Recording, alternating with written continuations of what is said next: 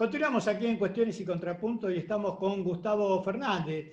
Él pertenece a la agrupación La Lorca. La Lorca es una agrupación de españoles y hoy en día ya de descendientes de los españoles emigrantes que vinieron acá a la Argentina precisamente después de la caída de la República. Después de la guerra civil que azotó a España. Algunos por ahí vinieron un poco antes, pudieron escaparse antes de la guerra. Pero digamos, se llama La Lorca precisamente en homenaje a el gran Federico García Lorca, que en el día de hoy, precisamente 18 de agosto, se cumple un nuevo aniversario de su trágico fallecimiento. Hola Gustavo, gracias por tu tiempo. ¿Qué tal, Carlos? Gracias a vos por invitarnos al programa.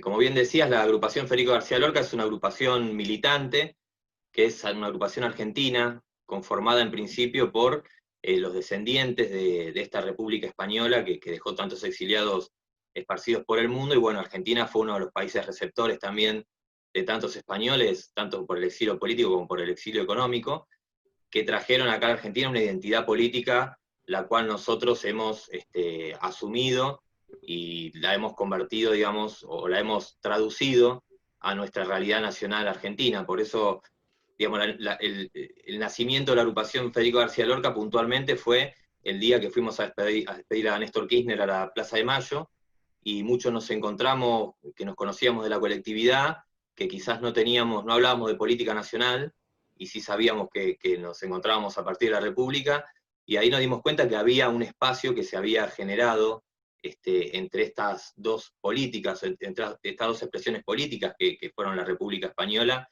y el proceso de los gobiernos nacionales y populares que estábamos viviendo acá en Latinoamérica, y que había muchas coincidencias en ese sentido, y así es como nace la agrupación Federico García Lorca, y tomamos a Federico como un emblema ideológico de este encuentro, ¿no? Precisamente la obra de Federico como dramaturgo, como poeta, ¿no? Es ampliamente conocida, sin lugar a dudas es uno de los grandes del siglo XX, si no el más grande, ¿no? Pero por algún motivo no es tan conocida su ideología política, si es que la tuvo, ¿no?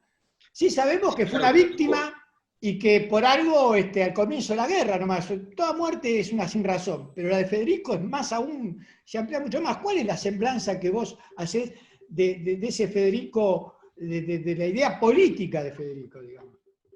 Bueno, hay una faceta de Lorca que obviamente el franquismo hizo un gran esfuerzo por esconder, digamos, el post-franquismo, esta democracia que hoy se vive en España, que es heredera de un acuerdo entre la dictadura y un montón de sectores de poder, han hecho un gran esfuerzo por despolitizar de alguna forma a Lorca, cuando Lorca era un militante de la República. Lorca había sido secretario de Fernando de los Ríos, que era ministro de la República, y llevaba adelante un proyecto que era espectacular, que estaba, digamos, financiado por el Estado de la República, que era La Barraca, que era un proyecto donde llevaban la cultura a los sectores populares que no habían tenido acceso jamás a la cultura, digamos. Es como un poco como nuestro Tecnópolis, ¿no? Conceptualmente es exactamente lo mismo, esto de Digamos llevar... a los televidentes que La Barraca precisamente era un proyecto de llevar el teatro, en primera instancia, ¿no es Claro. cierto?, a las aldeas, las zonas más, digamos, hoy es la España que está despoblada, ¿no? Pero a esos lugares, como bien vos decís, donde mucha gente ni siquiera sabía leer y escribir y estaba viendo teatro de primera categoría.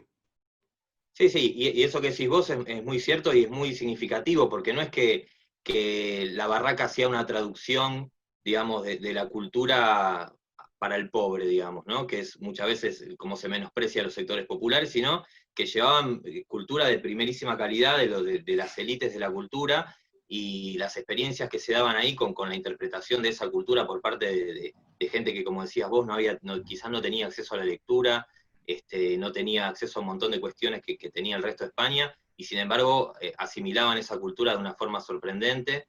Y bueno, muchísimos, más allá del teatro, se fundaban bibliotecas, se llevaba el cine, se llevaba música, se daban clases de música, y eso todo era digamos, un trabajo político, porque eso lo que generaba era una revolución ideológica, donde se invitaba a la gente a pensar principalmente, y se le daba un espacio activo dentro de la política que jamás lo habían tenido en la historia de España, ¿no?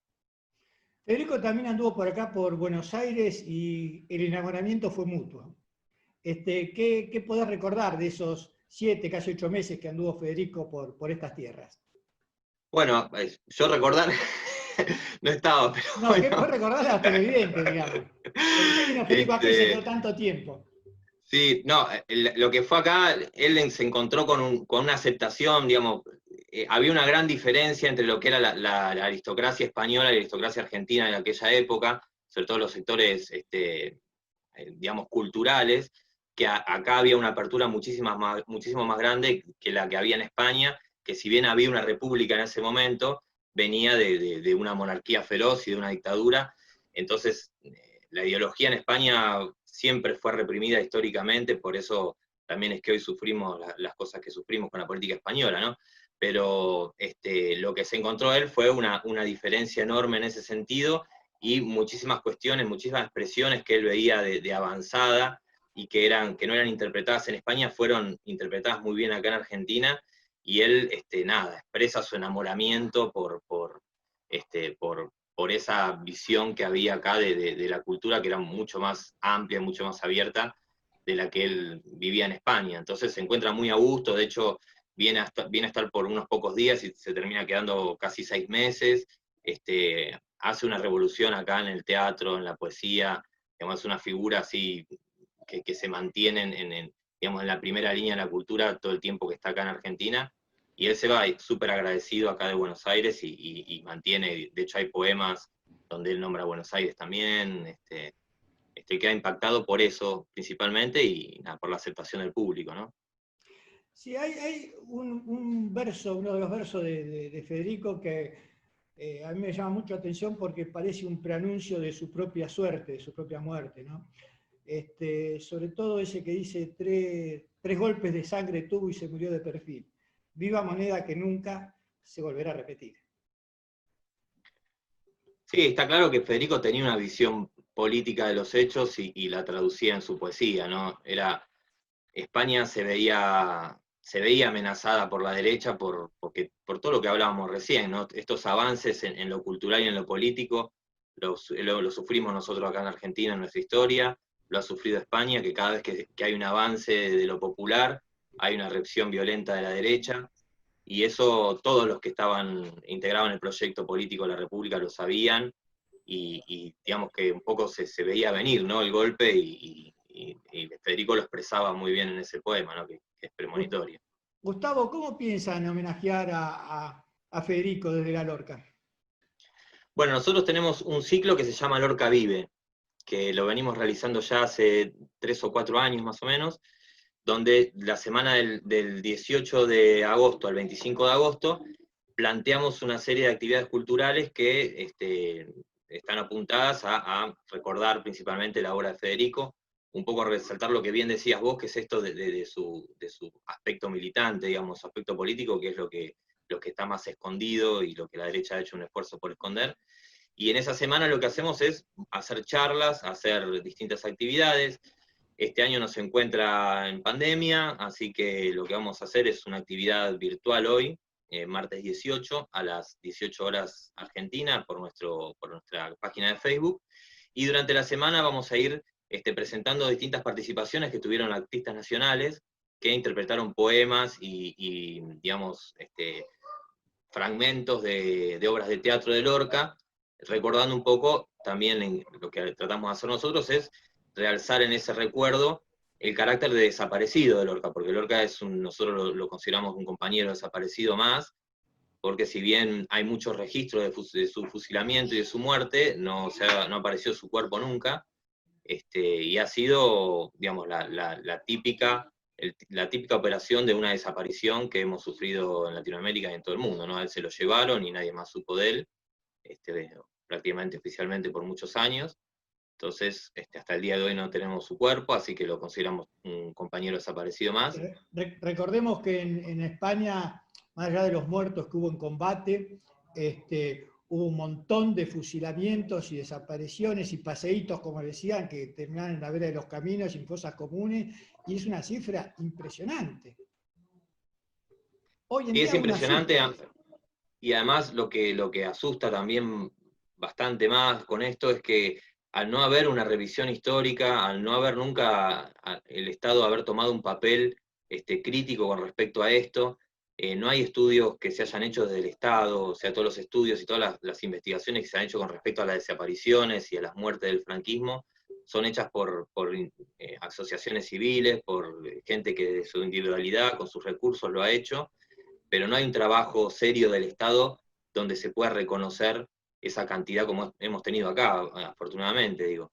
Bueno, afortunadamente no, en consecuencia de una lucha política y militante de mucha gente, ¿no? Pero en España han sido 40 años de dictadura y la lucha tiene que ser todavía mucho más dura que la que dimos acá, como para que el Estado reconozca esta situación de desaparecidos y como para que realmente sepamos una cifra que sea un poco más cercana a la realidad, pero se estima más de 140.000, 200.000 desaparecidos, más de 30.000 niños apropiados, digamos, la apropiación de bebés, que nosotros sufrimos acá en la dictadura, era un calco de experiencias que había hecho el franquismo, con ministros que han teorizado la desaparición de niños como una actividad política, y eso es terrible, digamos. Sí, Y lo cuesta peor de España es entender. que pasa el tiempo y las víctimas y los victimarios se van muriendo, digamos, el concepto de justicia cada vez queda un poco más lejano, ¿no?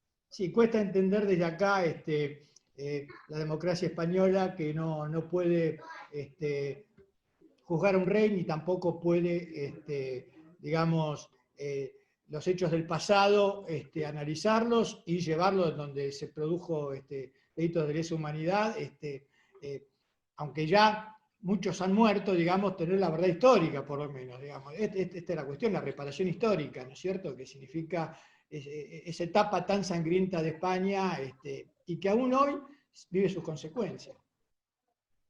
Sí, eso es lo que, digamos, uno ve las consecuencias en el día a día de la política española, digamos, España no es incapaz hoy de poder consolidar una identidad política, porque tiene un bagaje de mentiras y de manipulaciones de la verdad que hacen que hoy en día el análisis político del español sobre su propia realidad esté sesgado por un agujero que hay en la memoria, digamos.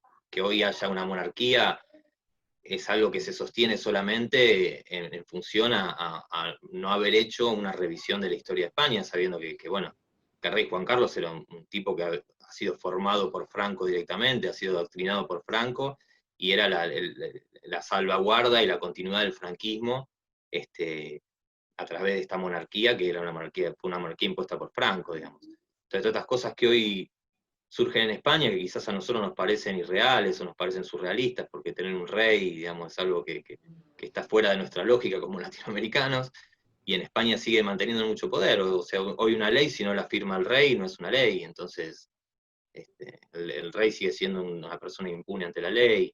Son cosas Sí, hay que terribles, ¿no? recordar que sigue siendo el jefe de Estado. Sigue siendo el Más jefe ni de menos. Estado, o sea, si bien no lo ejerce, hoy en día el rey no se animaría a contradecir al Parlamento, digamos, porque políticamente sería firmar Sí, pero la representación de España en el exterior es el rey, es el jefe de Estado, digamos. O sea, pero existe. desde lo simbólico y también desde un poder de lobby. Bueno, entonces, gracias por tu tiempo, Gustavo, y le recordamos a los televidentes que si quieren saber las actividades de la Lorca, tienen que entrar en Facebook, poner la Lorca y ahí van a estar las actividades. Bueno, ahí nos encuentran en las redes. Mil gracias, Carlos, por el espacio. Te mando un abrazo grande. No, gracias a vos. Y continuamos aquí en Cuestiones y Contrapuntos, nos vamos a un breve corte y al regreso estará con nosotros Pablo Marchesi.